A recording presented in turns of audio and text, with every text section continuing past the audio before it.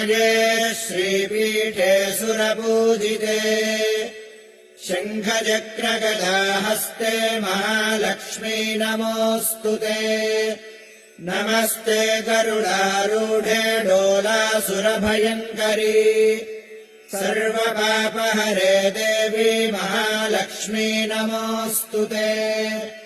सर्वज्ञे सर्ववरदे सर्वदुष्टभयङ्करी सर्वदुःखहरे देवी महालक्ष्मी नमोऽस्तु ते सिद्धिबुद्धिप्रदे देवी भुक्तिमुक्तिप्रदायिनी मन्द्रमूर्ते सदा देवी महालक्ष्मी नमोऽस्तु ते आद्यन्तरहिते देवी आदिशक्तिमहेश्वरी योगज्ञे योगसम्भूते महालक्ष्मी नमोऽस्तु ते स्थूलसूक्ष्मे महारौद्रे महाशक्ति महोदरे महापापहरे देवी महालक्ष्मी नमोऽस्तु ते